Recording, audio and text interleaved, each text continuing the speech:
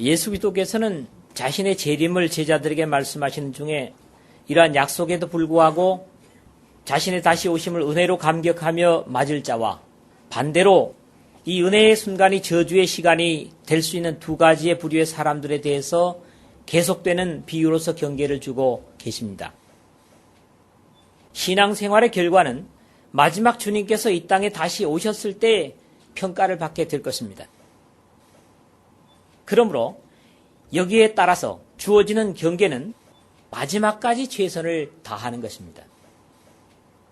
내가 죽도록 충성하라. 그리하면 내가 생명의 면류관을 내게 주리라 하신 요한계시록 2장 10절의 말씀도 이 두 가지 의미를 가진다고 생각을 합니다. 죽을 힘을 다해서 주님을 사랑하라. 죽을 때까지 역시 주님을 사랑하라 하는 당부를 주시는 교훈으로 이해를 합니다. 우리는 이미 지난 시간에 상고했던 이 13절에서도 그러나 끝까지 견디는 자는 구원을 얻으리라 하는 약속을 이미 살펴본 바 있습니다. 한순간의 충성이나 경계는 누구나 가능하겠지만은 끝까지 충성은 어렵고 또 그럼에도 불구하고 재림은 순간적으로 임할 것이기 때문에 모든 순간에 최선을 다하는 그런 것이 대단히 중요하다고 하는 것을 우리는 깨닫습니다. 우리가 시작할 때에 확실한 것을 끝까지 견고히 잡으면 그리스도와 함께 참여한 자가 되리라. 히브리서 3장 14절의 교훈도 마찬가지가 되겠습니다. 모두가 시작할 때는 대단히 큰 마음과 열심을 가지고 시작을 하죠. 그러나 끝에 가서는 지지부진해지는 이걸 갖다가 용두삼이라 용의 머리로 시작했다가 뱀의 꼬리로 끝나는 그런 일들이 우리의 삶에 비일비재하기 때문입니다. 우리 일상의 삶이 재림의 때에 가져올 결과와 다시 경계를 주시고 말씀에 충실해서 주님의 다시 오심의 때에 인정받아서 상을 받을 자들과 수없이 경계를 주셨음에도 불구하고 책망 듣는 자로 주님의 재림을 기다리는 두 가지의 모습을 비유로 주시면서 오늘 우리 각자의 믿음을 일깨워주고 계십니다. 우리 모두가 이 말씀을 옆으로 흘리지 마시고 자신의 말씀으로 받아서 예비하고 매 순간 수시로 일깨고 끝까지 충성해서 주인이신 예수 그리스도께서 이 역사의 마지막에 다시 오실 때에 복 있는 종들로 영광의 유업을 기쁨으로 누리는 저와 여러분 되시기를 주님의 이름으로 먼저 부탁을 드립니다. 오늘 첫 부분에 40절 41절입니다. 그때의 두 사람이 밭에 있음에 하나는 데려감을 당하고 하나는 버려둠을 당할 것이요 두 여자가 매를 갈고 있음에 하나는 데려감을 당하고 하나는 버려둠을 당할 것이니라. 그렇게 되어 있습니다. 데려감을 받을 자와 버려둠을 당할 자의 가장 사실적인 모습입니다. 여기 사람이라고 하는 건 남자를 얘기하는 거죠. 밭에 있음에라고 하는 것은 자기 생계를 위해서 일하고 있는 모습이고요. 그 다음에 두 여자가 매를 간다고 하는 것은 밭에서 추수된 곡식을 갈아서 음식을 만드는, 그러므로 여자와 남자가 자기 본연의 일을 하고 있는 그런 것들을 이렇게 비유한다고 이해하면 되겠습니다. 여태껏 예루살렘 멸망과 주님의 재림을 함께 말씀해 오셨지만 여기서는 확실히 예루살렘 최후의 예언과는 관련을 갖고 있지 않은 것이 분명합니다. 한 가지 분명한 것은 앞절에 두 남자의 모습을 그리고 41절에서는 두 여자의 상황을 말씀하심으로써 주님의 다시 오심의 과제는 남녀의 구별이 없음을 봅니다. 남자든 여자든 재림의 때에 이 땅에 버려둠을 당한다면 그것은 분명히 절대적인 비극이 될 것이기 때문입니다. 때로 우리가 현재 이 세상에서는 무시를 당하고 서운함을 겪어도 나중에 회복될 수 있지만 마지막으로 이 땅의 죄와 상관없이 오시는 주님으로부터 버려둠을 당하는 것은 영원히 회복될 수 없는 절망과 수치가 될 것입니다. 그렇기 때문에 믿음 생활 잘하는 것으로 인해서 세상 사람들로부터 배척을 당하고 외로움을 겪는다 해도 나 자신이 철저하게 주님을 섬기는 이유 때문이라면 그러한 서러움은 반드시 주님께서 갚아주시겠지만 주님으로부터 버림을 당하고 외면을 당한다면 그것은 회복될 수 없는 슬픔과 저주가 될 것입니다. 믿음의 선진들은 늘 이것을 마음에 두고 이 세상을 살았던 것으로 성경은 우리에게 말씀해주고 있습니다.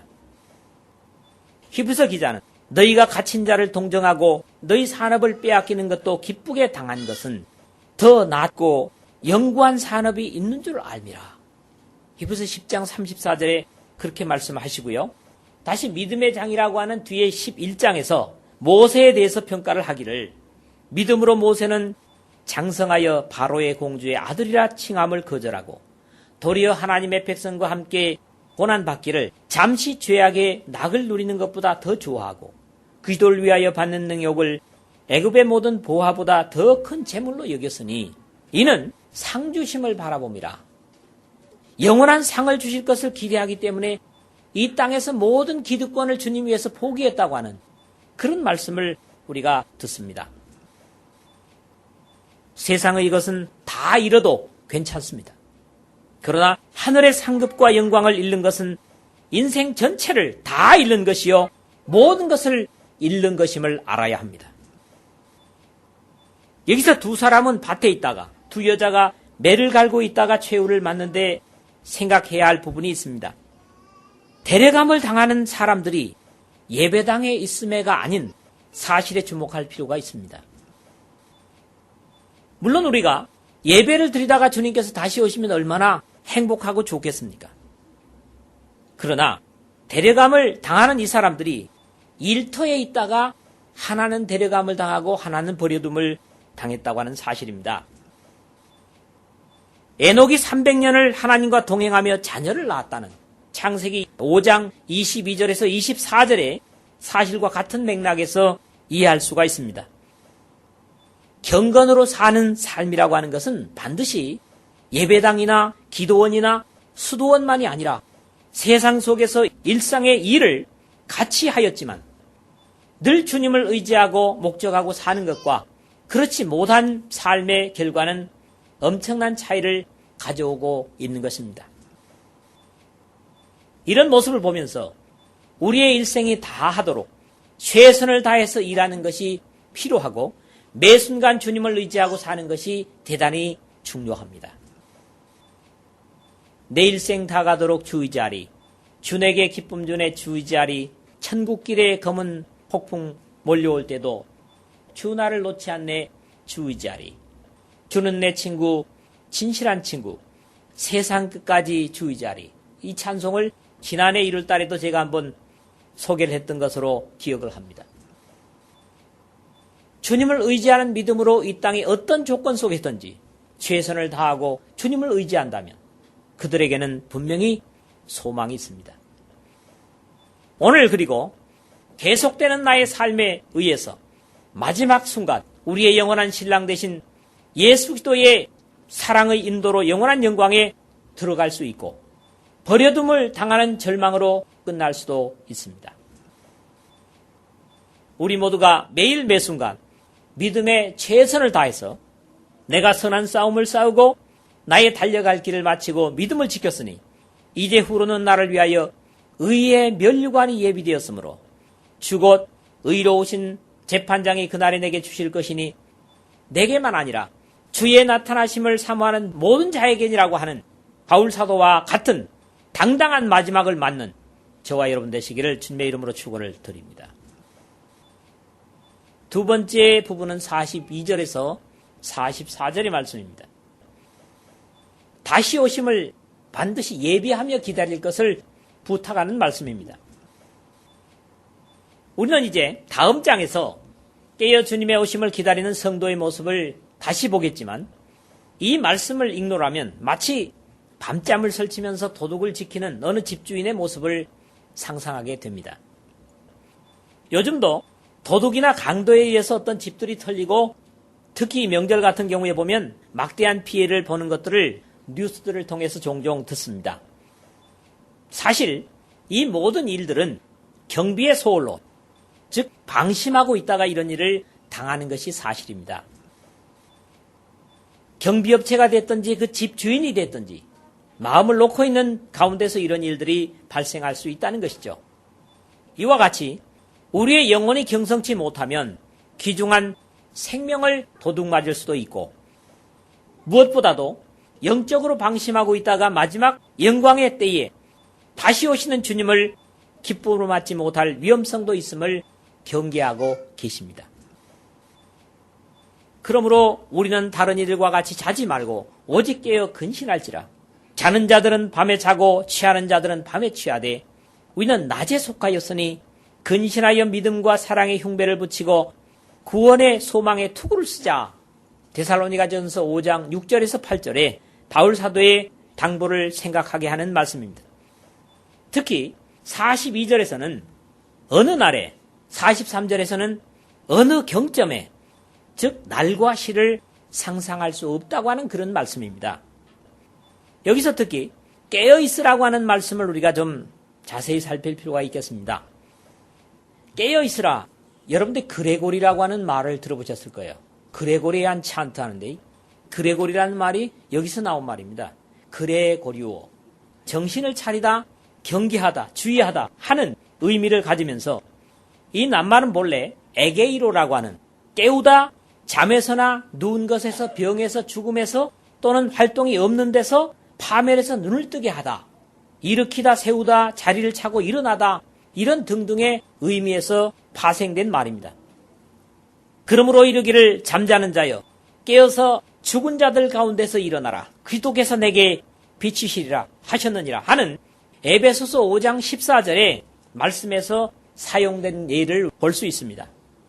깨어있으라고 하는 글레고리오라고 하는 말씀이 사용된 예를 우리가 성경에서 몇 군데를 보면 기도를 항상 힘쓰고 기도에 감사함으로 깨어있으라. 기도에 감사함으로 깨어있으라. 골로새서 4장 2절이고요. 깨어 믿음에 굳게 서서 남자답게 강건하여라. 고린도전서 16장 13절입니다.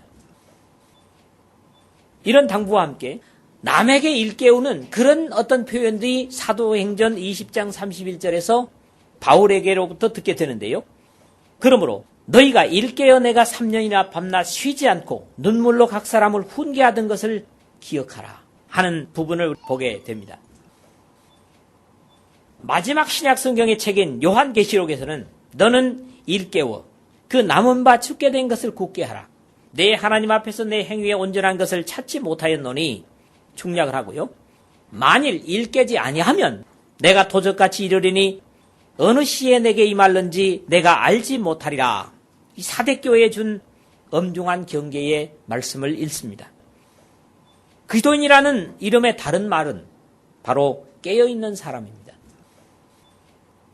세상의 어두움에 또는 술에 취해 자신을 가누지 못할 때에도 다시 오시는 주님을 기다리는 성도는 낮의 백성으로 이 역사를 지키는 파수꾼들입니다. 그러나 이 역사의 밤이 깊어갈수록 많은 신앙하던 사람들조차 영혼이 잠들 위험성에 대해서 성경은 수없이 경계를 주고 계십니다. 너희도 예비하고 있으라. 생각지 않은 때에 인자가 오리라. 예비하고 있는 사람들에게는 생각지 않을 때가 해당되지 않을 것입니다.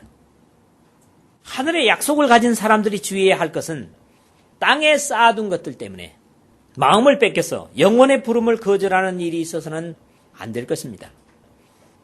이런 이유에서 영혼이 깨어있는 삶을 주님 오실 때까지 지속하는 그런 삶이어야만 합니다. 우리가 어렸을 때 부모님께서 시간을 말씀하시면서 오늘 어디를 가자, 이런 특별한 장소를 데리고 가시겠다고 말씀을 하시면 마음이 설레서 공부든지 하던 일이 손에 잡히질 않고 자꾸 시계만 초조하게 쳐다보는 그런 경험들을 아마 하신 분들이 계실 겁니다.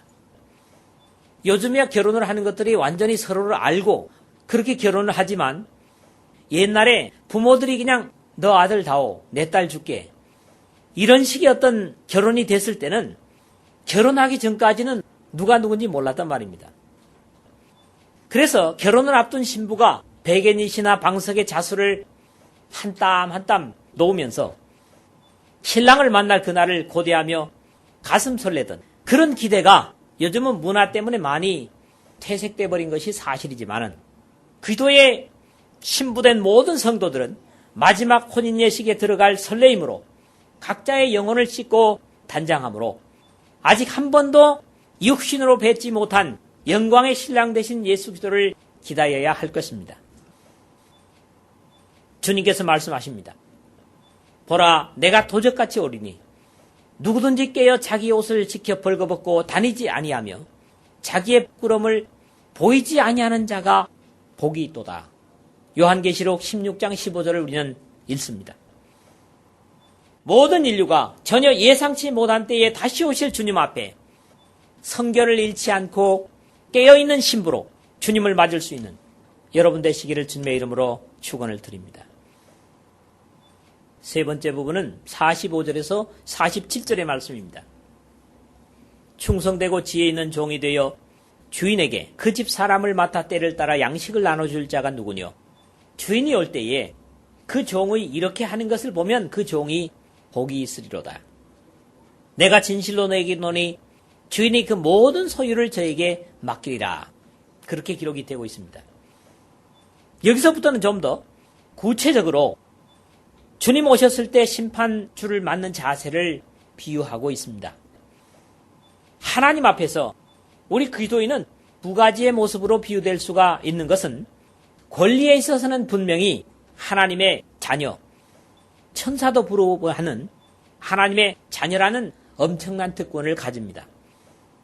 그런가 하면 섬김에 있어서는 완전히 우리의 권리를 위임한 종으로서 순종을 드립니다. 그러나 이 부분에서 나타나는 충성된 종과 약한 종은 그 하는 일들에서 비유되고 있는 것으로 볼 때 넓은 의미로는 모든 그리스도인들이 되겠지만은 특히 하나님의 백성을 가르치고 인도하고 관리하는 지위에 있는 하나님의 종들을 말씀하고 있는 것으로 해석이 됩니다. 하나님의 종은 예수 그리스도께서 미쁘심과 같이 충성된 자라야만 합니다. 여기 충성됨이라는 말은 열심이라는 의미도 물론 있겠지만 믿음직한 진실된 종을 말합니다. 왜냐하니까 여기 충성, 피스토스라고 하는 말은 바로 우리의 믿음과 같은 믿음이라고 번역된 피스티스와 같은 단어이기 때문입니다. 그래서 영어로 faithful이라고 합니다. 아주 믿음직한, 신뢰하는, 확신하는, 진실한 그런 의미를 여기서 충성이라고 번역을 하고 있는 것입니다. 하나님과 사람 앞에 신실한 자가 하나님의 집 사람들에게 때를 따라 생명의 양식, 우리를 혼란케 하지 않은 섞지 않은 하나님의 말씀을 나눠줌으로써 성도들의 영혼의 건강을 보살피는 일을 주님 오실 때까지 지속적으로 감당할 것이고 그런 좋은 양식을 함께 먹고 영혼이 건강한 하늘의 백성들이 이 충성된 종과 함께 영원한 영광에 들어가게 될 것입니다. 충성은 사실 하나님을 깊이 신뢰하면서 오는 것이고 지혜는 세상의 철학의 지혜가 아니라 하늘의 지혜, 즉 하나님의 말씀으로부터 얻어지는 것을 여기서 말씀합니다. 이런 입장에서 하나님의 충성된 종은 하나님의 집을 섬김에 있어서 세상의 어떤 것도 사용치 않고 오직 하나님으로부터 오는 신령한 것만을 사용하는 것을 이해하게 됩니다. 요즘 우리나라를 비롯해서 세계 여러 나라 사람들의 건강이 상하고 있는 것은 어려서부터 좋아하는 패스트푸드 때문이라고 하는 학자들의 통계를 듣습니다. 우리 대한민국의 명절 때 만드는 음식은 다 이게 패스트푸드가 아니죠. 이 슬로우 푸드입니다. 시간을 들여야 만들어지는 음식, 참으로 좋은 음식이죠. 근데 이 좋은 음식을 놔두고 아이들은 명절 때도 햄버거, 피자 이거 시켜달라고 야단이지 않습니까? 아이들은 부모가 몸에 좋은 것을 주어도 잘 먹지 않고 기회만 있으면 자기가 먹고 싶어하는 패스트푸드나 건강에 좋지 않은 음식을 먹으려고 애를 쓰고 그러다 보니 요즘은 성인병들이 어린이들에게서부터 나타나게 되는데 특히 소아당뇨병 같은 이런 것들을 병원에서 들어봅니다. 왜 이 말을 하는가 하면 그리스도인들도 편식을 좋아하는 것들을 보기 때문입니다. 영혼에 좋은 순수한 하나님의 말씀보다는 귀에 달콤한 얘기만을 좋아하다 보니 영적으로 건강치 못하고 병이 나는 예를 들어서 이런 말씀을 드리게 됩니다. 특히 우리 대한민국 속에서 많이 봐오는 사실입니다. 우리 대한민국은 영육이 다 어린아이이면서 어떻게 보면 패스트푸드를 좋아하는 그런 모습으로 가고 있는 것이죠. 애굽을 빠져나온 이스라엘 백성들이 하나님께서 때를 따라 건강을 지킬 수 있는 만나를 계속 넘치도록 주셨지만 이스라엘 중에 섞여 사는 무리가 탐욕을 품음에 이스라엘 자손도 다시 울며 가로되 누가 우리에게 고기를 주어 먹게 할꼬 우리가 애굽에 있을 때에는 값없이 생선과 외와 수박과 부추와 파와 마늘들을 먹은 것이 생각나거늘 이제는 우리 정력이 쇠약하되 이 만나 외에는 보이는 것이 아무것도 없도다. 이 탄식하는 소리를 듣습니다.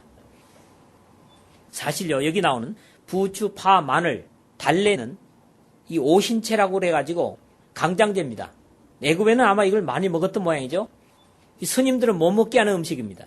그런데 지금 광야의 이스라엘이 이걸 못 먹는 게 대해 탄식을 하고 있으면서 하나님께서 우리의 건강을 가장 잘 아시기 때문에 매 때를 따라 주신 만나를 하찮게 여기는 그런 모습을 우리가 여기서 봅니다. 결국 이러한 그들의 소원이 이루어지지만 하나님의 진노를 입게 되는 모습을 뒤에서 우리가 보게 됩니다. 그렇기 때문에 충성된 하나님의 종은 사람들이 즐기는 것보다는 때를 따라 영적인 사람으로 장성하도록 하나님께서 주시는 신령한 만나인 양식을 나눠주는 종이다. 이렇게 이해를 할 수 있습니다. 또 이런 신실한 하나님의 종들이 영원의 세계에서도 하나님의 소유를 유업으로 받아 누리게 될 것임을 약속받고 있습니다. 저와 여러분들 모두가 하나님의 지혜와 충성으로 주님을 받들므로 복이 있고 우리 주인의 모든 소유인 천국을 유업으로 누리는 마지막의 재림에 합당한 모두가 되시기를 주님의 이름으로 축원을 드립니다. 마지막 부분으로 48절에서 51절의 말씀입니다. 다시 오실 주님 앞에 악한 종의 모습과 그의 결과를 여기서 말씀을 하고 있다고 봅니다. 여기서 말씀하시는 종은 분명히 이방 종교의 지도자를 두고 하는 말씀이 아닙니다, 여러분. 그럼에도 악한 종이라는 평을 듣고 있습니다. 이 악한 종의 판단은 주인이 더디오리라, 즉 생각하는 것만큼 빨리 오시지 않을 것이라는 그런 생각입니다. 왜 그랬습니까? 이 의문의 뒷부분에서 말하고 있는 것처럼 역시 세상의 것들에 마음이 팔려 있었기 때문이라고 판단이 되어집니다. 이 사람의 대체적인 행동은 동료를 때리는 일과 술친구로 더불어 먹고 마시는 일이었습니다. 여러분, 하나님의 종들이 정말 술 먹고 행패 부리는 종들이 있습니까? 그러므로 이 말씀은 영적인 의미에서 이해를 해야 옳은 말씀입니다. 이것은 어쩌면 가장 오늘 세상의 일반적인 모습과 다르지 않습니다. 또 이 사람의 판단은 언제나 자기 생각이었습니다. 마음에 생각하기를 또는 생각지 않은 이런 내용들을 보면 알거든요. 하나님의 집 사람들을 먹이고 양육하는 일을 하나님께서 주시는 말씀의 지혜가 아니라 오로지 자기 생각과 판단으로 하고 있기 때문에 문제가 된 것입니다. 여기서 동무들은 그냥 동무들이 아닙니다. 본래 이 성경이 쓰여진 히라보를 보면 쉰 둘로스라는 말이에요. 쉰이라고 하는 말은 함께, 같이라는 말이고 둘로스는 종이라는 말입니다. 그러므로 그냥 동무들이 아니고 함께 하는 종들입니다. 함께 하나님의 일을 하는 종들입니다. 여기 때리며 했는데 이것도 좀 특별한 의미들이 있습니다. 몽둥이로 치다, 아주 위험한 거죠. 몽둥이로 치다 또는 망치로 때리다 뿐만 아니라 양심을 위배하다라는 의미를 가진 이 튀포라는 말입니다. 그리고 술친구라고 하는 게 뭐냐 하면 이 말은 본래 메데라는 명사형에서 온 동사인데요. 메듀오 해가지고 취하도록 마시다, 술 취하다 그런 의미지만은 무엇보다도 이 말 속에 들어있는 의미는 중독이라는 의미를 가지고 있습니다. 중독. 이 악한 종의 모든 것들은 전혀 영적인 행동이 아닙니다. 함께 일하는 동료 일꾼들에게 아픔을 주고 하나님의 성령이 아닌 세상의 다른 사상이나 생각에 중독되어 있어서 신령한 것을 전혀 판단할 능력을 잃어버린 그런 모습입니다. 이런 사람들이 교회 일을 하는 것이야말로 외식하는 이중적이기 때문에 주님께서 오셔서 외식하는 자에 받는 율에 처하게 될 것이다. 그렇게 말씀을 하십니다. 우리가 절망의 모습으로 생각지 않은 날, 알지 못하는 시간에 주님의 다시 오심을 맞게 되지 않기 위해서 하나님의 집인 교회에서 술 취한 것 같은 다른 사상, 세상의 풍조를 쫓아내야만 합니다. 그런 것들이 세상처럼 교회를 다스리고 있으면 안 됩니다. 이것은 대단히 아프고 힘겨운 일이겠지만 반드시 그렇게 해야 주님께 대한 기대와 소망이 살아나게 될 것입니다. 그렇지 못하면 재림에 둔감해지고 은혜를 나누는 것보다는 서로 상처를 주고 성경의 가르침이 아닌 다른 사상에 취해 있게 될 것이고 마지막은 환희와 감격이 아니라 슬피 울며 이를 갈미 있을 것임을 주님께서 경고로 우리에게 주고 계십니다. 말씀을 맺겠습니다. 우리의 보이는 육신과 영혼을 꿰뚫어 보시는 주님께서 마지막 의인을 구원하시기 위해서 이 땅에 다시 오실 때 조금의 실수도 없이 데려가실 자와 남겨두실 자를 가리실 것입니다. 여러분은 어디에 속한다고 확신하십니까? 그렇기 때문에 버려둠을 당하지 않기 위해서 예비하고 깨어서 주님의 명령을 지속적으로 행하고 있어야만 할 것입니다. 깨어있는 자들에게는 오시는 날과 시간이 감추어 있어도 도적같이 임하시지 못할 것은 주님으로부터 바른 판단을 받고 반드시 영광으로 데려가심을 받을 것이기 때문입니다. 세상의 흐름이 민감함보다는 하늘의 역사에 민감한 자들이 되기 위해서는 우리 자신의 모든 생각과 지혜를 버리고 하나님의 완전한 지혜인 말씀을 유일한 생명의 양식으로 삼고 그것에 만족하며 감사하는 생활이 되어야만 할 것입니다. 그렇지 못하면 함께 하나님 나라를 위해 신실하게 일하는 동료 일꾼들에게 상처를 주고 세상의 풍조에 빠져 주님과 전혀 관계없는 일을 하면서 하나님의 일을 한다고 외식하는 자로 주님 앞에 나타날 수 있을 것이기 때문입니다. 주님께서 바리새인과 사두개인들에게 너희가 천기는 분별할 줄 알면서 시대의 표적을 분별할 수 없느냐 그렇게 책망을 하셨습니다. 예수께서 이 땅에 대속의 제물이 되시기 위해서 오실 때에 하늘을 살피며 역사의 징조를 살피던 박사들처럼 이제 이 역사의 마지막 주님의 다시 오심의 역사를 자신의 것으로 삼기 위해서 진실의 충성과 신령한 지혜로 충만함을 지속적으로 받으면서 어떤 조건과 입장에 있든지 하나님의 아들의 명령에 생명을 바치는 그런 저와 여러분 되시기를 주님의 이름으로 축원을 드립니다.